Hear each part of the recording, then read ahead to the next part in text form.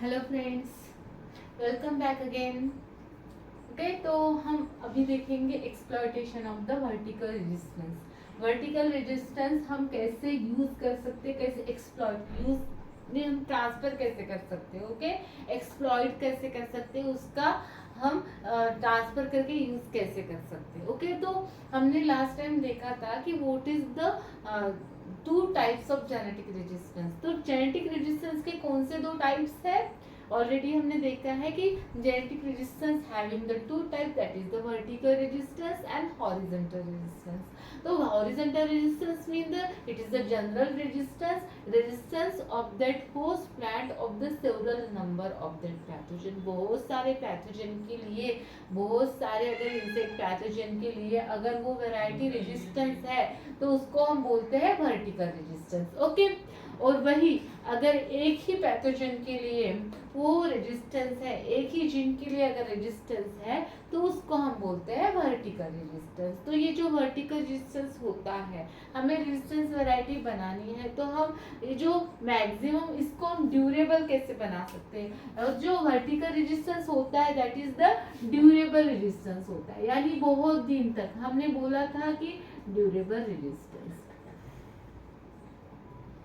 हमने लास्ट इसमें देखा, मैंने ऑलरेडी बताया था कि that is the resistance most of the time after the 4 to 5 years that resistance variety become the susceptible variety. That is the major reason, major drawback of the disease resistance variety, development of disease resistance variety. क्या होता है ना, हम disease resistance variety तो बना लेते हैं, हमने जो मैकेनिज्म देखे थे उसका यूज करके हम disease resistance variety बना लेते हैं। Okay, but that variety is not durable for after the 4 to 5 years.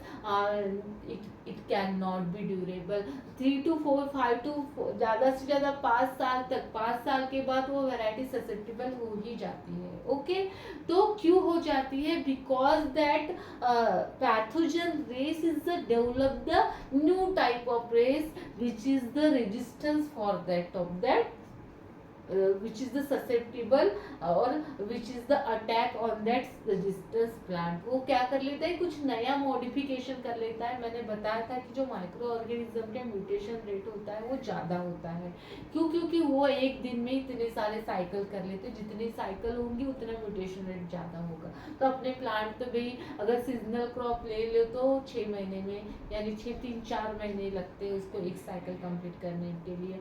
वही अगर वो माइक्रो ऑर्गेनिज्म ले लो तो क्या करते हैं, हमेशा कुछ तो भी नया करने का ट्राई। अगर हमने कुछ रेजिस्टेंस बना लिया तो उसके ऊपर वो कुछ मॉडिफिकेशन कर लेंगे खुद के जीन्स में और उसके ऊपर भी अटैक कर लेंगे। तो हमें कैसा चाहिए, उसको ड्यूरेबल बनाना है। तो ड्यूरेबल बनाने के बहुत सारे तरीके, तो मोस्ट ऑफ द हम we can be go for the durable resistance make through in case of that vertical resistance, because we already seen that the horizontal resistance is the non durable resistance। वो ज़्यादा दिन के लिए नहीं रहता है क्योंकि बहुत सारे रेसेस के लिए होता है। अगर हमने 10 रेसेस के लिए रेजिस्टेंस वैरायटी बनानी है हॉरिजॉन्टल रेजिस्टेंस, तो ऑब्वियसली अगले साल वो 9 टाइप के लिए ही वो रेजिस्टेंस रहेगी, या फिर वो उस क्रॉप के लिए रेजिस्टेंस उतना रहेगी कि नहीं रहेगी, it is not sure. Therefore it is called as the non durable resistance. कौन से रेजिस्टेंस को नॉन ड्यूरेबल बोलते हैं हम?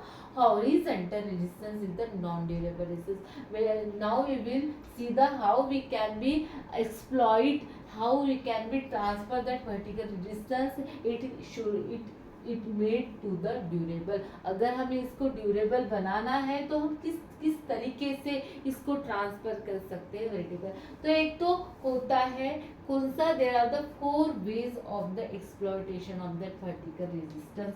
First way is the transformation of the individual major gene. क्या होता है? By the transfer of the individual major gene, transfer of individual major gene. Okay, individual major gene को ट्रांसफर करके हम बना सकते हैं। ओके, तो ये कौन से मेथड से बनाते हैं? It is the made by the method of the back crossing, क्योंकि एक ही जीन ट्रांसफर करना है। मैं हमेशा बताती हूँ, जब भी मैं जिक्र करती हूँ प्लांट ब्रीडिंग मेथड्स का, then back cross breeding method is the most of the utilized to transfer of the oligogenic trait और monogenic trait.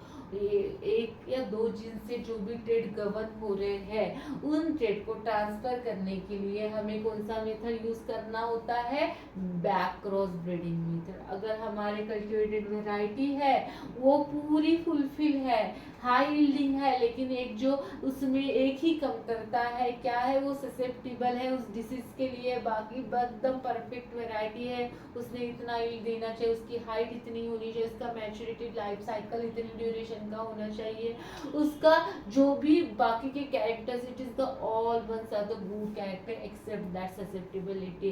When we just cross only one time with that of the parent, where that gene, that resistant gene is present, only cross in the one time, एक ही बार हम उनको साथ cross करेंगे। Cross करने के बाद हम क्या करेंगे? कंटिन्यूसली बैक क्रॉसिंग करेंगे। सपोज ये हमारा P1 है, P1 के पास क्या है? अच्छी वाली वैरायटी है, बहुत अच्छी है, बस इसके पास क्या है? ये ससेप्टिबल है और ये रेजिस्टेंस है, तो हम क्या करते हैं? बैक क्रॉस करते हैं। Back cross mean the crossing of F1 either of its parent. तो ये अगर ससेप्टिबल है, लेकिन हमें जो वैरायटी हमें कैसी चाहिए? इसी के जैसी चाहिए, बस ये रेजिस्टेंस होनी चाहिए, तो हम इसी के साथ इसको क्या करेंगे? बैक क्रॉसिंग करेंगे। अगेन BC1 BC2 में भी हम इसी के साथ जो भी हमें जो मिलेगा, हम उसी को ही क्या करेंगे? BC2 में अगेन इसको क्या करेंगे? क्रॉसिंग करेंगे P1 के साथ। दैट इज द BC, इसका जो भी प्रोडक्ट है इसको हम इसी के साथ जो भी F2 या फिर F2 नहीं बोलेंगे हम, जो भी प्रोडक्ट है तो उसको हम क्या करेंगे? क्रॉस करेंगे F1 के साथ, वॉट एवर दैट ABCD, तो इसको BC2 बोलेंगे। अगेन हम इसका जो प्रोडक्ट है, सपोज B निकल हमें आया तो इसको और क्रॉस करेंगे BC3, और इसका C प्रोडक्ट निकल के आया तो इसको और क्रॉस करेंगे BC4, ओके, P1 के साथ। That is the back crossing. Continuously did till the BC6 तक हम क्रॉस करेंगे, ओके, BC6 तक।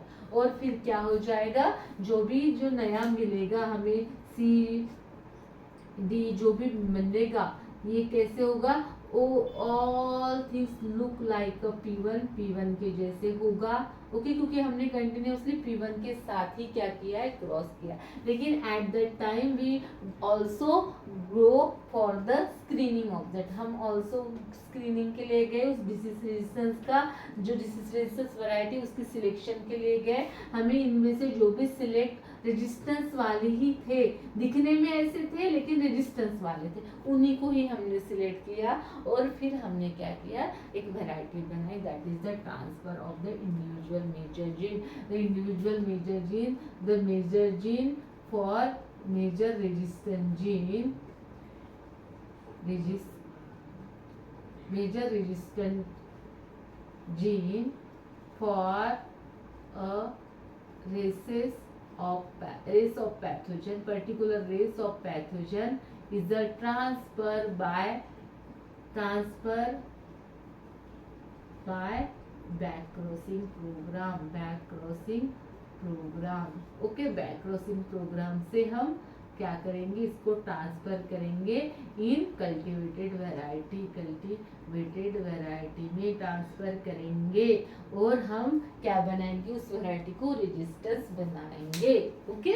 That is the transfer of individual major gene. हमने देखा था कि जीन फॉर जीन हाइपोथेसिस में मेजर जीन होता है, जो कि क्या होता है? That gene is a resistance for that particular pathogen, it is the resistance showing the resistance for that particular pathogen, and with the help of the individual back crossing we just go for the transfer of that gene wherever that gene is present, we just transfer of that gene into that variety, cultivated variety, that popular variety, and that variety make the resistance, इसको susceptible को हम resistance बनाएंगे, okay.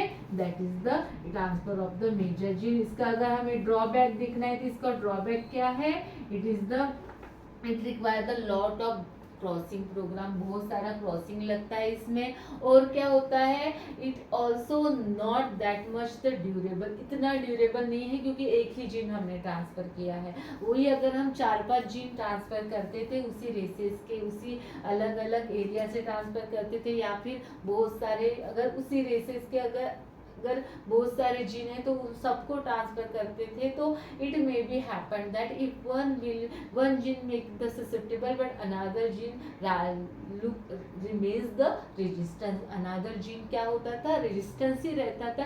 इसके वजह से जो durability है, क्योंकि हमें कैसा चाहिए, we just focus on the durability of that resistance because it is the most problem whenever we go for the disease resistance programming.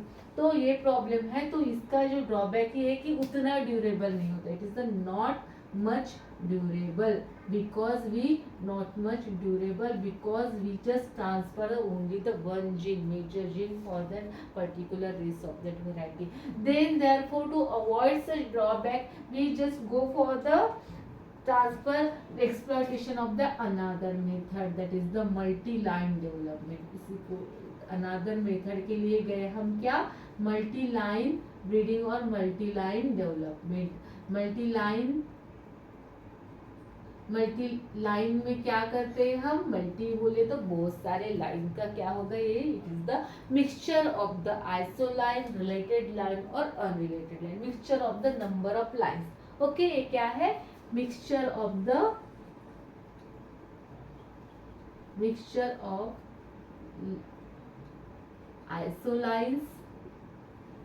isolines means the lines are differ for only the one or few gene. Also it can be the mixture of the related lines or unrelated lines। Okay, इसको हम बोलेंगे multi unrelated lines. Okay, यानी हमने क्या किया, एक एक back crossing से, ओके, एक एक बैक क्रॉसिंग से हमने जो ए वैरायटी है इसमें एक रेजिस्टेंस जीन डाला। ओके, दूसरे बैक क्रॉस प्रोग्राम से बीसी से हमने जो बी वैरायटी है उसमें R2 का जीन डाला। हमने तीसरे बैक क्रॉस से क्या किया, सी जो वैरायटी है इसमें R3 थर्ड वाला रेजिस्टेंस का जीन डाला। फोर्थ है चौथे बैक क्रॉस से सी डी जो वैरायटी है उसमें R4 डाला। ओके, हर एक वैरायटी में, हर एक प्लांट्स में क्या किया हमने, अलग अलग रेजिस्टेंस जीन डाले। ओके, फिर एक ही प्लांट के, अगर वीट के है तो वीट के बहुत सारे हमने लाइन्स ली, लाइन बनाई सेपरेट बैकक्रॉस प्रोग्राम से। With the help of the separate backcrossing program we just added that resistance gene in that particular genotype and mixture. और फिर क्या करेंगे हम, इन सब का क्या करेंगे, मिक्सचर करेंगे, A plus B plus C plus D. तो मिक्सचर हम कैसे करेंगे, simply the equal amount of that seed we just added. Okay, equal amount हम क्या करेंगे, इसका मिक्स करेंगे, सभी लाइन के सीड का। सपोज 10 ग्राम है, 10 ग्राम है, सभी का 10 ग्राम 10 ग्राम हम मिक्स करेंगे और वैरायटी बनाएंगे।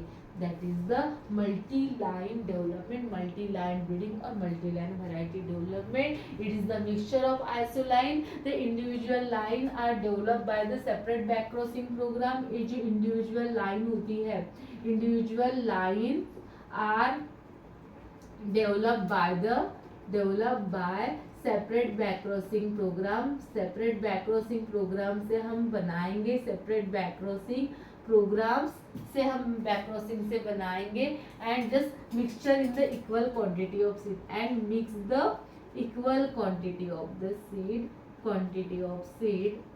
And develop the variety. Okay, seed and develop the variety और वैरायटी बनाएंगे। That is the multi line development, multi line variety development.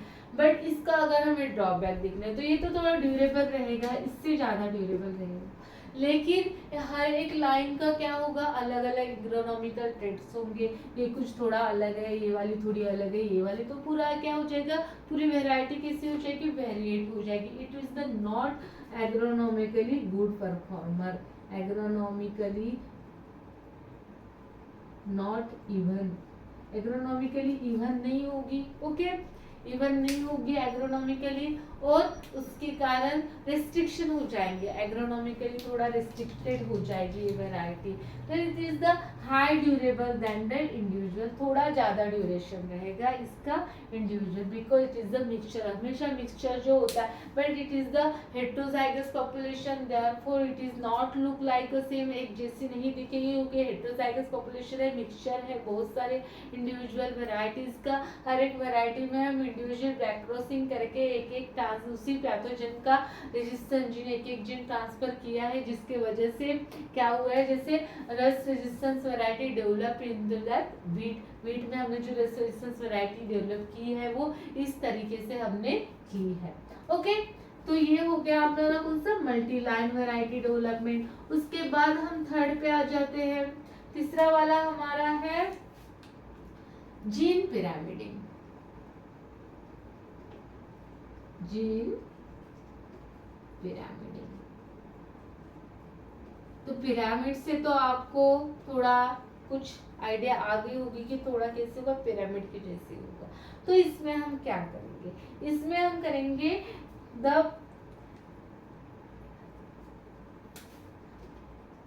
Number of major resistance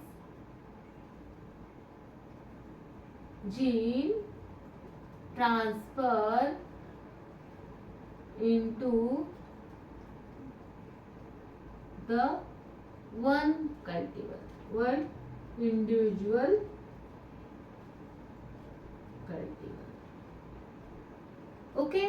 cultivar एक ही, जैसे ए जो वैरायटी है उसी में ही हम R1 को भी डाल दिया, R2 को भी डाल दिया, R3 को भी डाल दिया और R4 को भी डाल दिया एक ही वैरायटी में, और ऐसे इंडिविजुअल वैरायटी को हम क्या करेंगे, रेजिस्टेंस वैरायटी।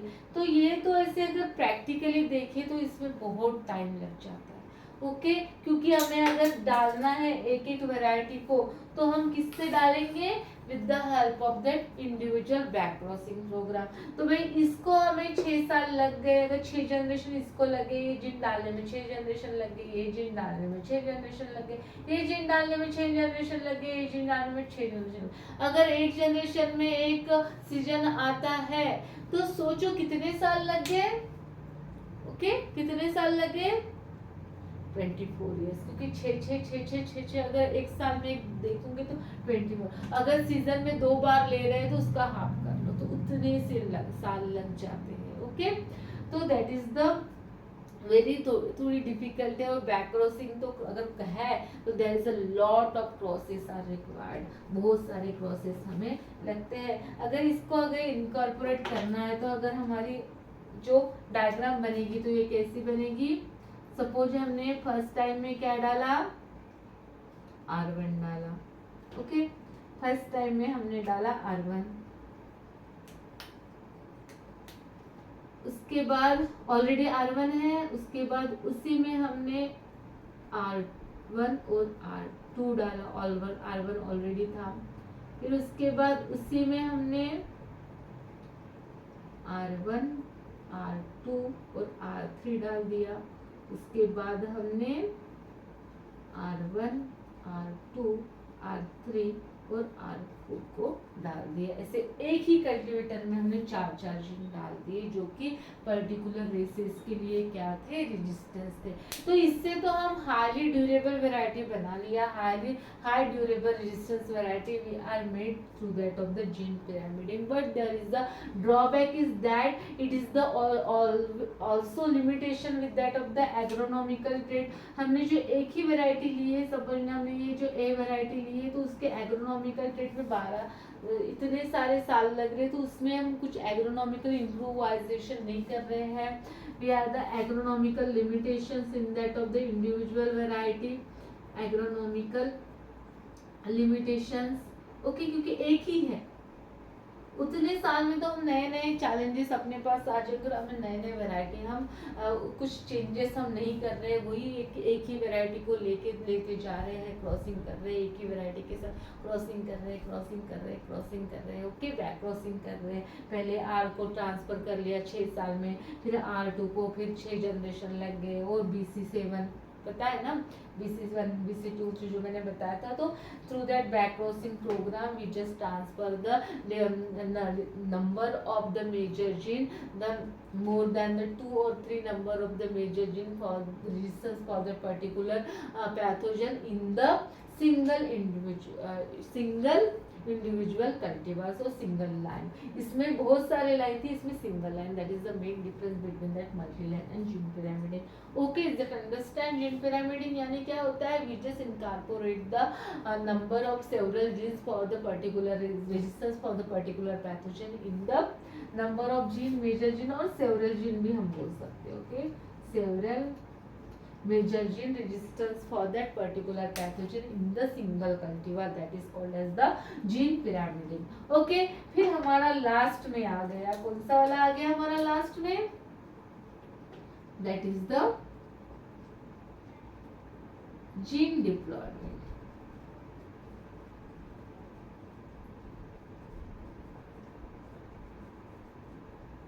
जीन डिप्लॉयमेंट, तो जब भी आपको डिप्लॉयमेंट वर्ड आ जाते हैं तो आपको geographical region should have be remember that word, geographical regions. तो हमें क्या करना है? We just go for the development of the single individual cultivar, transfer from the different several number of gene from the different geographical area. It is the strategy और breeding method in which transfer of several resistance gene in single cultivar from different geographical region।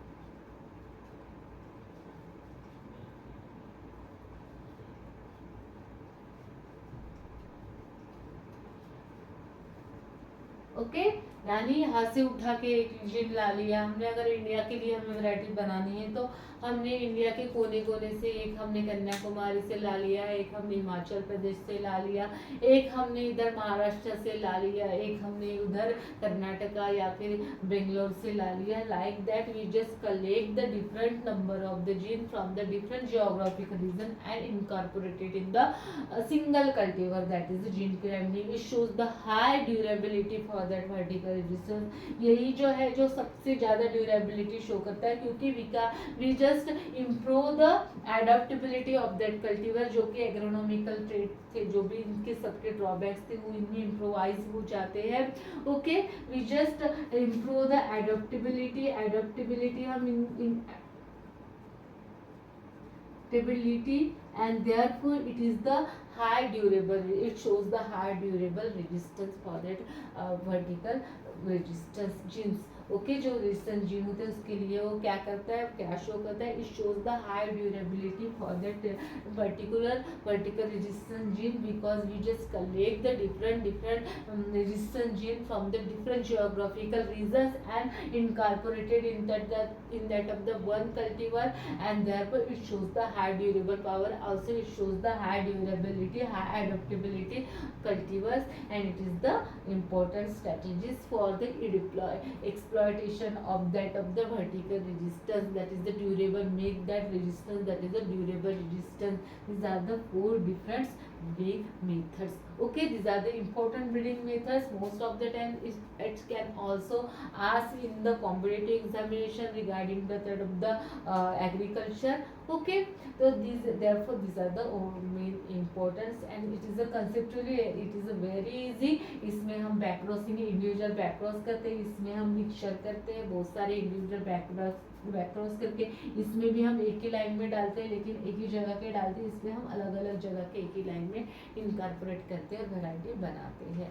That is the main difference and that is the main exploitation of that particular registry. Okay friend, thank you so much for watching my video, and if you like that video, please subscribe and like that video and subscribe my channel. Thank you.